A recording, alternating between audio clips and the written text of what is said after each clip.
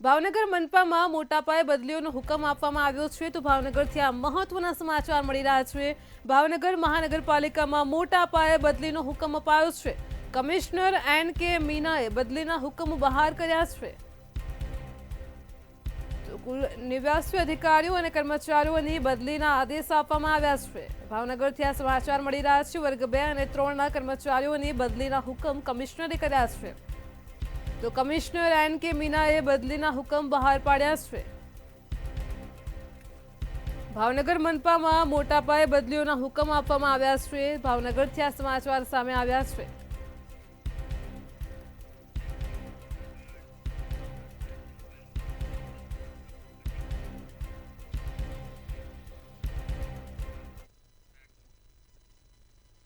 જૂનાગઢથી સમાચાર મળી રહ્યા છે। જૂનાગઢના દાતારના જંગલોમાં ચંદનના વૃક્ષની જે કાપણી થઈ રહી હતી તેનો જે સમગ્ર મામલો પ્રકાશમાં આવ્યો હતો તેને લઈને વધુ વિગતો છે। તો જૂનાગઢથી આ સમાચાર મળી રહ્યા છે। 2 દિવસ પછી પણ આરોપીઓ પોલીસ પકડથી હજુ પણ દૂર છે। દાતારના જંગલોમાં ચંદનના વૃક્ષોના લાકડા કાપવામાં આવી રહ્યા છે। 6 થી 7 જેટલા ચંદનના વૃક્ષો કપાયા હતા। સઘન પેટ્રોલિંગ શરૂ કરવામાં આવ્યું છે। ડીસીએફએ જણાવ્યું છે હજુ પણ આરોપીઓ પોલીસ પકડથી દૂર છે। તો ડીસીએફએ વધુમાં જણાવ્યું છે કે આરોપીઓને ઝડપી પાડવા માટે તંત્ર સતર્ક છે। 2 દિવસ પહેલા ગિરનારના ડુંગર સાઉથ રેન્જમાં ખોડિયાર રાઉન્ડમાં જો દાતાર પર્વત વિસ્તાર છે ત્યાં અમારો સ્ટાફ જ્યારે પેટ્રોલિંગમાં હતો તો આને એમ ભાન પડી કે ત્યાં જંગલમાં કોઈ એવી ગતિવિધિ ચાલે છે। તો એ અંદર જ્યારે જોવા ગયા તો આને ખબર પડી કે ત્યાં ચંદનની કટિંગ માટે લોકો ભેગા થયા છે। તો એ પછી અમારા બીજા સ્ટાફને અમે જાણ કરી તાકી એરિયાને આખું કોર્ડન કરી શકાય અને આને રંગે હાથો અમે પકડી શકાય। તો જ્યારે અમારો સ્ટાફ આના પાછળ ગયો અને પકડવામાં હતો તો એ અમારા સ્ટાફ ઉપર પણ હુમલો કર્યો અને હુમલો કરીને એ લોકો ભાગી ગયા અને હજી સુધી અમારો સર્ચ ઓપરેશન આ વિસ્તારમાં ચાલે છે કે કદાચ એ લોકો પકડી જાય। અને ટોટલ 7 ચંદનના ઝાડ છે જો એ લોકો કટિંગ કર્યા હતા અને મગર આમાં એક સારી વાત એ છે કે એ લોકોએ લઈને નહીં જઈ શક્યા અને એ મુદ્દામાલ અમે લોકો જપ્ત કરી દીધો છે। સાણંદથી સમાચાર મળી રહ્યા છે। ચોરીનો મામલો પ્રકાશમાં આવી રહ્યો છે તો સાણંદમાં સોયલાથી આ ઘટના પ્રકાશમાં આવી છે। ચોરીની ઘટના સામે આવી છે। સાણંદ તાલુકામાં સોયલા ગામમાં ચોરીનો બનાવ બન્યો છે। ચોરી થવાની મોટી ઘટના સામે આવી છે। તો સાણંદથી જે વિગતો મળી રહી છે આશરે 2,20,000 રૂપિયાની ચોરી થવાનો અંદાજ લગાવવામાં આવી રહ્યો છે। આશરે 5 તોલા સોનું અને 250 ગ્રામ ચાંદીની ચોરી થઈ હોવાની પ્રાથમિક વિગતો સામે આવી છે। વિધવા બહેનના ઘરે ચોરીનો બનાવ બન્યો છે। સાણંદ તાલુકામાં સોયલા ગામે ચોરીની ઘટના પ્રકાશમાં આવતા તપાસ હાથ ધરવામાં આવી છે। લાભુબેન પ્રભુભાઈ ડાભીના ઘરે ચોરી થઈ હોવાની ઘટના સામે આવી છે। લોક તોડીને ઘરમાં ચોરોએ હાથ ફેરવ કર્યો છે। સાણંદ પોલીસે તપાસનો ધમધમાટ શરૂ કર્યો છે। તો ડોગ સ્ક્વોડ અને એફએસએલની મદદથી હાલ તો તપાસ હાથ ધરાઈ છે।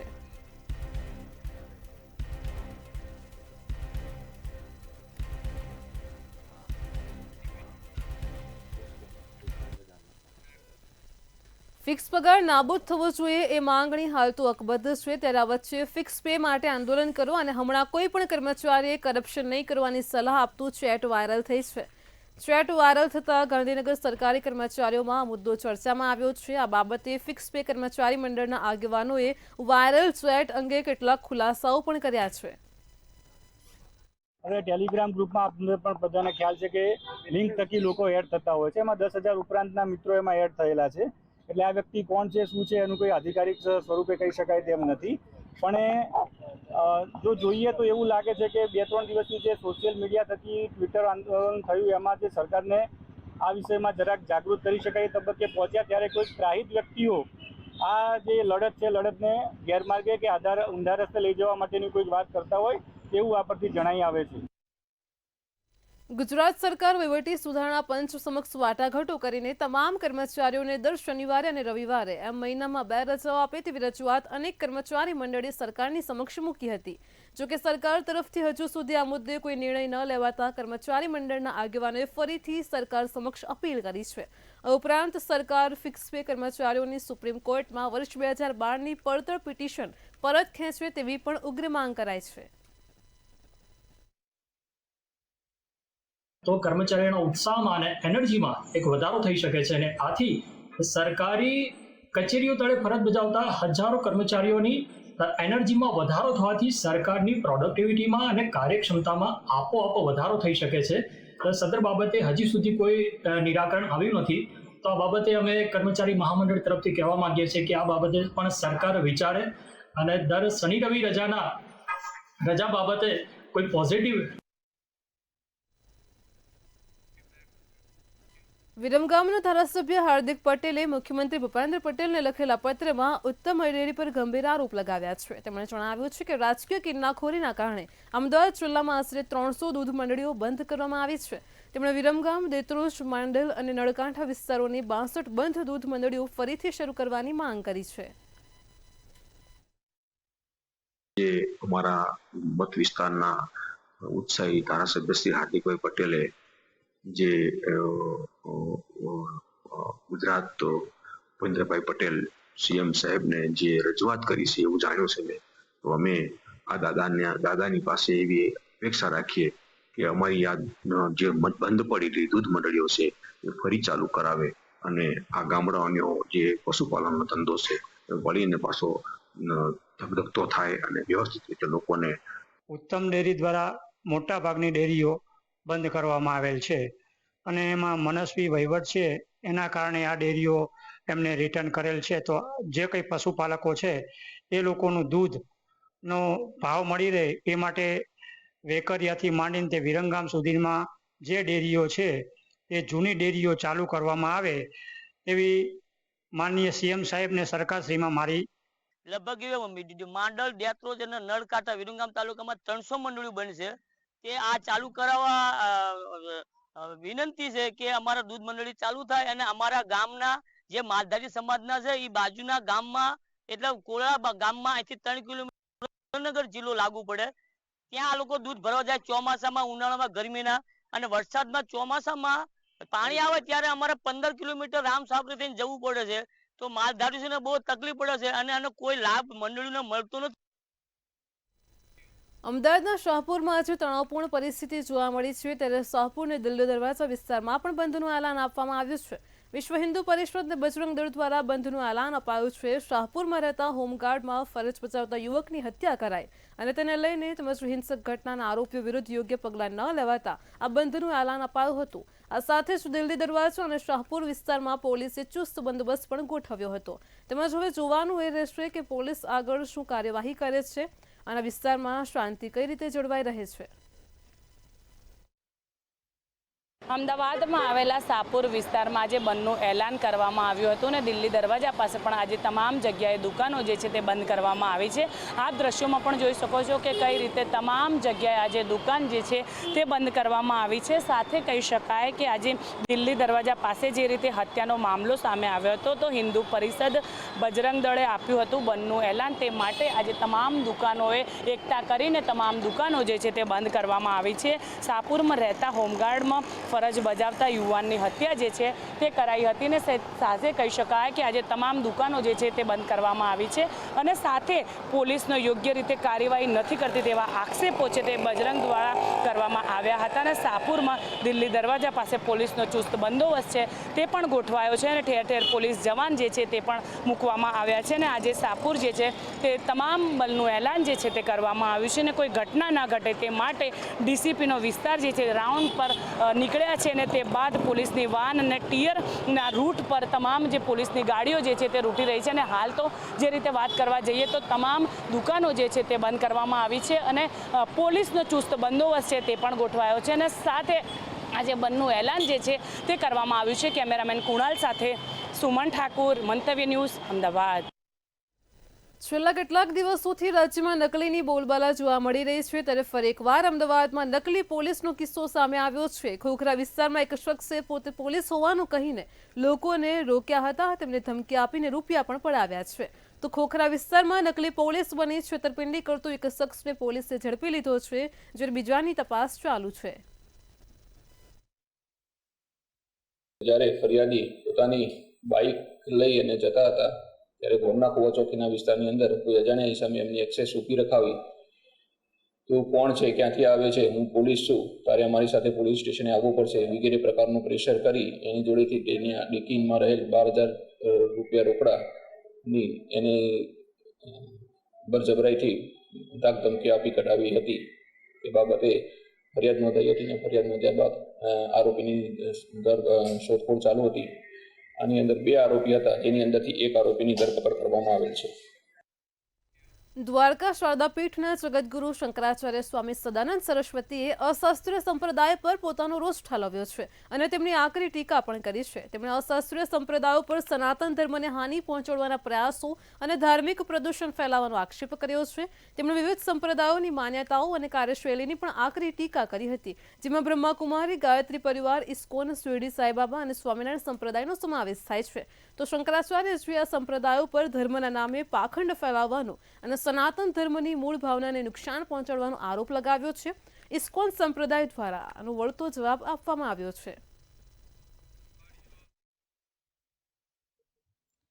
ફરી એક વખત સનાતન અને સંપ્રદાય સામસામે છે, કારણ કે દ્વારકાના જે સરસ્વતી સદાનંદ જે શંકરાચાર્ય છે તેમણે સંપ્રદાય ઉપર અનેક આક્ષેપો કર્યા છે. તેમાં ઇસ્કોન ઉપર પણ આક્ષેપો કરવામાં આવ્યા છે. ભૂતકાળમાં પણ અનેક વખત ઇસ્કોન મંદિર અને ઇસ્કોન સંપ્રદાય ઉપર આક્ષેપ થઈ ચૂક્યા છે. ત્યારે આ વખતના આક્ષેપો એટલા ગંભીર છે કે ચોખ્ખો આક્ષેપ કરવામાં આવ્યો છે કે ઇસ્કોનમાં ષડયંત્ર રચવામાં આવી રહ્યું છે. માત્ર ભગવા કપડાં પહેરવામાં આવે છે પરંતુ તેઓ હિન્દુ નથી તેવા પણ આક્ષેપ કરવામાં આવ્યા છે. આપણી પાસે ઇસ્કોનના સેવક છે, સીધી વાત તેમની સાથે કરીશું.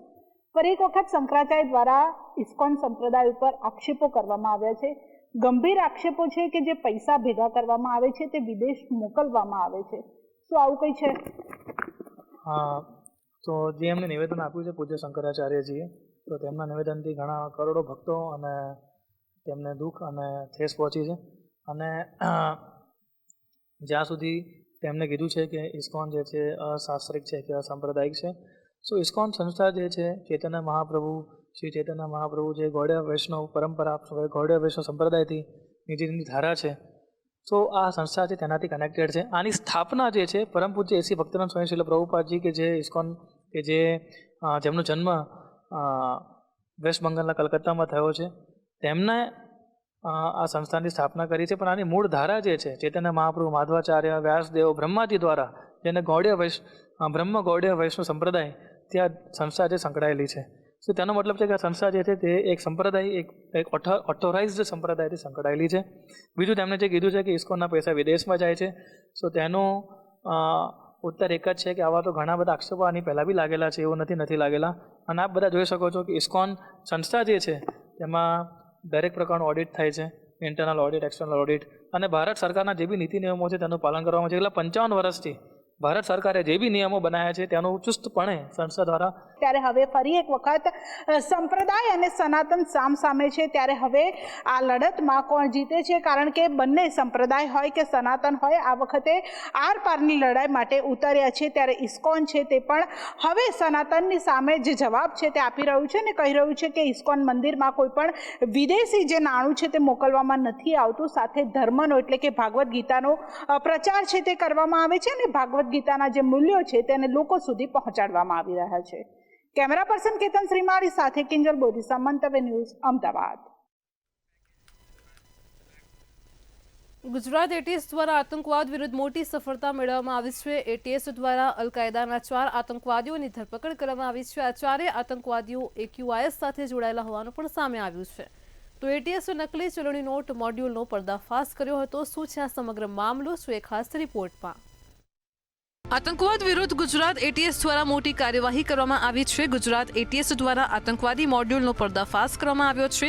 આતંકી સંગઠન AQIS સાથે સંકળાયેલા મોહમ્મદ ફરદીન, સૈફુલ્લા કુરેશી, મોહમ્મદ ફેક રિઝવાન, જીશાન અલી સહિત 4 વ્યક્તિઓની ધરપકડ કરવામાં આવી છે. આરોપીઓ આતંકી સંગઠન AQIS સાથે સંકળાયેલા છે અને તેઓ સોશિયલ મીડિયામાં યુવાનોને આતંકી સંગઠન AQIS સાથે જોડાવા માટે પ્રેરિત કરતા હતા. તેવામાં ગુજરાત એટીએસે બાતમીના આધારે તમામને ઝડપી પાડ્યા છે. સૌથી પહેલા જે અમદાવાદ ફતેવાડીમાં રહેતા ફરદીનને ડિટેન કરવામાં આવેલ. આને પાસેથી અલ-કાયદાથી રિલેટેડ ઘણો બધો લિટરેચર પણ મળી આવેલ. સાથે સાથે હાલમાં જ એના દ્વારા એક તલવાર પણ પ્રોક્યોર કરવામાં આવેલી હતી, એ પણ એનાથી સીઝ કરવામાં આવેલી. એના સ્ટેટમેન્ટ આધારે જાણવા મળેલ કે એના જે સાથી જે છે, જે ઇન્ફોર્મેશન મુજબના ત્રણેય માણસો છે એ પણ આના જોડે સંકળાયેલા છે. આને ATS ખાતે લઈને FIR દાખલ કરીને એ બીજા 3 લોકોનો પણ આમનું નામ ખોલવામાં આવેલો. ત્રણેય જે ટીમો હતી એના દ્વારા બીજા 3 આરોપીઓને પણ પકડવામાં આવેલ. જ્યારે મોડાસામાંથી આતંકી યુવકની ધરપકડ પછી આતંકી સૈફુલ્લા કુરેશીના ભાઈનું નિવેદન સામે આવ્યું. આતંકી સૈફુલ્લા કુરેશીના ભાઈએ જણાવ્યું હતું કે રાત્રે ઘરે આવ્યા પછી 2 કલાક ફોન વાપરતો હતો. ફોનમાં એ શું કરતો હતો તેની અમને કોઈ જાણ નથી અને એની પ્રવૃત્તિ મામલે પરિવાર અજાણ છે. હું ને મારો ભાઈ એક સંગાતે જોઈન્ટ ફેમિલીમાં રહીએ છીએ, પણ અમને કશી ખબર નથી એ ફોનમાં શું કરતો હતો શું નહીં. બરાબર, તો અમને તો કંઈ જાણ નથી એ શું કરતો હતો કે શું નહોતો કરતો. એને એની જોબ પરથી કાલે 9:30 વાગે પોલીસ ઉઠાવી ગઈ. કાલે સાંજે 7:30 વાગે અમારો ફોન આવ્યો ATS પરથી કે તમારા ભાઈને અમે પૂછતાછ કરવા વાસ્તે ઉઠાવ્યા છે. ખાલી બસ આટલું. તમને ક્યાં શંકા ના ગઈ કે જોડે ફોનમાં કંઈક કરે છે? કંઈ ના, કોઈ શંકા નથી. એને કંઈ કીધું જ નથી, કંઈ વાત જ નથી કરી અમને. ATSની ટીમે જ્યારે 4 આતંકવાદીઓને પકડ્યા છે ત્યારે મોડાસાનો એક યુવકનું પણ નામ આવ્યું છે. તેનું નામ છે સૈફુલ્લા કુરેશી. સૈફુલ્લા કુરેશી તે આતંકવાદી એક અલકાયદા મોડ્યુલ સાથે જોડાયેલો હતો અને અલગ અલગ સોશિયલ મીડિયા ઉપર શેરિંગ કરતો હતો, જેહાદ ઉપર શેરિંગ કરતો હતો. અને સૈફુલ્લા કુરેશી એક મોડાસાની ફર્નિચરની દુકાન પર નોકરી કરતો હતો. સોશિયલ મીડિયામાં અલકાયદા મોડ્યુલ પર તે સતત કામ કરી રહ્યો હતો. ATSની જિલ્લાભરમાં સર્ચ બાદ એક ATSને મોડાસામાંથી પણ એક સફળતા મળી છે, જેમાં સૈફુલ્લા કુરેશીનું નામ આવ્યું છે. આજે એના આપણે ઘર આગળ આવ્યા છીએ. સૈફુલ્લા કુરેશીના ઘરના દ્રશ્યો તમે જોઈ રહ્યા છો અને સૈફુલ્લા કુરેશીને ધરપકડ કરી છે અને ATSએ આગળની કાર્યવાહી હાથ ધરી છે. અમિત ઉપાધ્યાય, મંતવ્ય ન્યૂઝ, અરવલ્લી. સુરતમાં મ્યુનિસિપલ કોર્પોરેશનની ગતરોજ સામાન્ય સભાનું આયોજન કરવામાં આવ્યું હતું અને ત્યારે સામાન્ય સભામાં કોર્પોરેટર સોમનાથ મરાઠેની મનપાને લાલ પાણી મુદ્દે ખુલ્લી ચીમકી અપાઈ છે. તો સુરતના ઉધના વિસ્તારમાં સ્થાનિકો કેમિકલને ગટરના પાણીથી ત્રાહિમામ છે. ભાજપના જ કોર્પોરેટર સત્તા પક્ષ સામે પડતા ચકચાર મચી ગઈ છે. તો કોર્પોરેટર સોમનાથ મરાઠેનો બેવડી નીતિ સામે આક્રોશ વ્યક્ત કરાયો છે. 55 જેટલી સોસાયટીઓમાં નવી ગટર લાઇન નાખવા માટે માંગ કરી છે.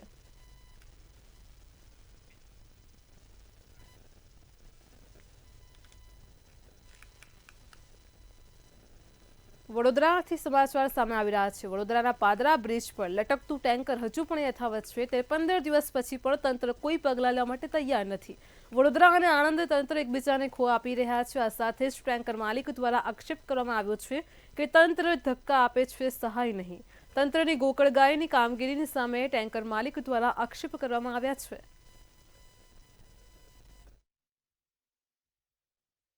સૌરાષ્ટ્ર અને મધ્ય ગુજરાતને જોડતા બ્રિજ દુર્ઘટનામાં અનેક લોકોના મોત થયા છે. હાલમાં 20 લોકો જે છે તેઓના મૃતદેહ જે છે તે અત્યારે મળી ચૂક્યા છે અને જેમાં એક વ્યક્તિનો મૃતદેહ જે છે તે હજુ પણ તંત્ર શોધી રહ્યું છે. મારી પાછળ આપ જોઈ રહ્યા છો કે જે રીતે આ ગંભીરા બ્રિજ છે ને આ બ્રિજ પર લટકતું ટેન્કર જે છે તે છેલ્લા 15 દિવસથી હજુ સુધી તેની કોઈ પણ પ્રકારે કાર્યવાહી જે છે તે કરવામાં નથી આવી. મહત્વની વાત છે કે ટેન્કરને લઈને ટેન્કર માલિક અને ડ્રાઈવરે પોતાની વેદના પણ ઠાલવી છે, કારણ કે અસહ્ય જે વાહનો ખાબક્યા હતા તે વાહનો નીકાળી લેવામાં આવે છે, પરંતુ આ જે ટેન્કર જે છે તે હજુ પણ આ બ્રિજ ઉપર લટકેલું જોવા મળ્યું છે. મારી આગળ જ આપ જોઈ રહ્યા છો કે કઈ રીતે આ તમામ લોકો જે છે કે તંત્રના અધિકારીઓ જે છે કે તેઓ અત્યારે આ ટેન્કર કઈ રીતે તેને ઉપર ખેંચવામાં આવે અથવા તો તેને કઈ રીતે નીકાળવામાં આવે તે પ્રકારની કોશિશ જે છે તે કરવામાં આવી રહી છે. પરંતુ છેલ્લા 15 દિવસ વીતી ગયા છે છતાં પણ તંત્ર હજુ આ ટેન્કરને અહીંયાથી હલાવી શક્યું નથી. આ ઘટના બાદ કહી શકાય કે હવે આ ટેન્કર માલિક જે શિવમ રોડલાઇન્સનું હોવાનું સામે આવ્યું છે અને જે અંકલેશ્વર સ્થિત શિવમ રોડલાઇન્સ આશરે 12 વર્ષ જૂની કંપની છે અને જે માલ સામાન જે છે તે અહીંયાથી તમામ અવર જવર કરતા હોય છે. મહત્વની વાત છે કે જે દિવસે આ દુર્ઘટના સર્જાઈ તે દિવસે પણ આ ડ્રાઈવર જે છે તે ટેન્કર લઈને આણંદ તરફથી અંકલેશ્વર તરફ જઈ રહ્યો હતો અને તે દરમિયાન જ આ બ્રિજ દુર્ઘટના ઘટી. આ ઘટના ઘટતાની સાથે જ કહી શકાય કે ડ્રાઈવરે પોતાનો જીવ બચાવવા ટ્રકમાંથી આ ટેન્કરમાંથી મતલબમાં કૂદકો મારી અને તે રોડ ઉપર આવી ગયો હતો, પરંતુ આ ટેન્કર જે છે તે હજુ પણ લટકેલું જોવા મળ્યું છે. જે રીતે તંત્ર જે છે સતત કાર્યવાહીની વાત કરી રહ્યું છે, પરંતુ ક્યાંક ને ક્યાંક આ તંત્ર તમામ કાર્યવાહીમાં લેટ જતું હોય તેવું લાગી રહ્યું છે. મહત્વની વાત છે કે કલેક્ટર દ્વારા આદેશ આપી દેવામાં આવ્યા છે, ઉપરથી પણ આદેશો જે છે તે થઈ ચૂક્યા છે, છતાં પણ જે અધિકારીઓ જે છે કે તેઓ હજુ પણ આ ટેન્કર જે છે તેને હજુ ખસેડવાની તજવીજ જે છે તે નથી લીધી. મહત્વની વાત છે કે જે રીતે સતત આ બ્રિજ જર્જરિત હતો, 8 વર્ષથી રજૂઆત થતી હતી, છતાં પણ આ તંત્રએ આ રજૂઆત આ ખાડા કાન કર્યા, જેના કારણે જ કહી શકાય કે આ મોટી દુર્ઘટના સર્જાઈ અને જેમાં 20થી વધુ લોકોના મોત સર્જ્યા.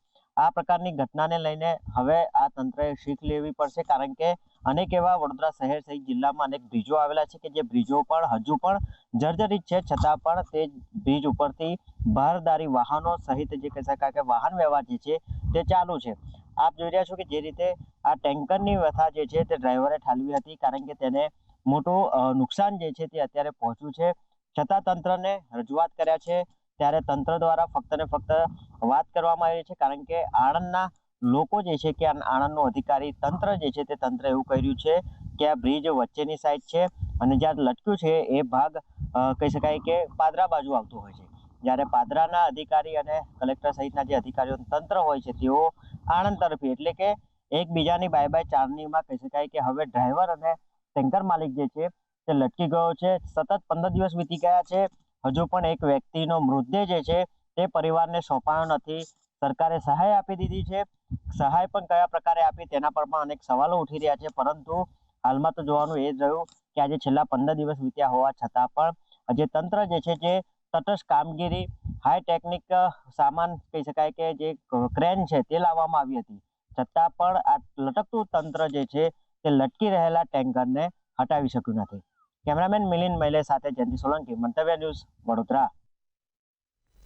જામનગરના ડ્રોલમાં તાલુકા સ્વાગત ફરિયાદ નિવારણ કાર્યક્રમ યોજાયો હતો અને ત્યારે જામનગર કલેક્ટરના અધ્યક્ષસ્થાને કાર્યક્રમનું આયોજન કરાયું હતું.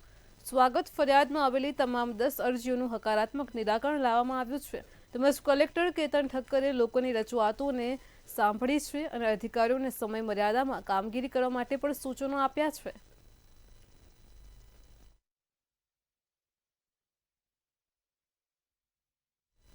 જામનગર જિલ્લામાં પુલોની ગુણવત્તા તપાસવા માટે મોબાઈલ બ્રિજ સાથે ઇન્વેસ્ટિગેશન યુનિટ પણ સક્રિય થયું છે. ત્યારે માર્ગ અને મકાન વિભાગ દ્વારા જિલ્લામાં આવેલા વિવિધ પુલોની સઘન ચકાસણી કરવામાં આવી છે. આ તપાસ અભિયાનમાં આધુનિક ઉપકરણો અને મશીનરીનો ઉપયોગ થાય છે. પાણીની અંદર પુલના પાયા, સ્તંભો અને અન્ય માળખાકીય તત્વોમાં કોઈ ક્ષતિ કે નબળાઈ છે કે કેમ તેની પણ ઝીણવટભરી તપાસ કરાય છે.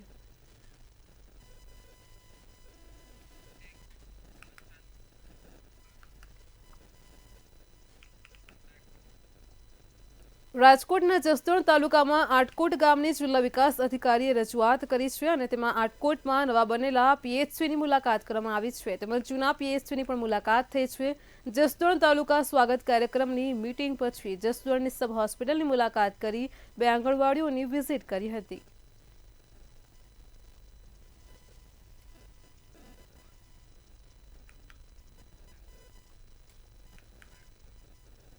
અમદાવાદના ખોખરા સ્મશાન ગૃહમાં નવીનીકરણની કામગીરી ચાલી રહી છે. આ કામગીરીમાં કોન્ટ્રાક્ટરની બેદરકારીના કારણે યુવકને કરંટ લાગ્યાની ઘટના બની છે. ખોદવામાં આવેલ ખાડામાં ફેઝની લાઇનમાં ખાડામાં ભરેલ પાણીમાં વીજ કરંટ લાગતા યુવકનું મોત થયું હતું.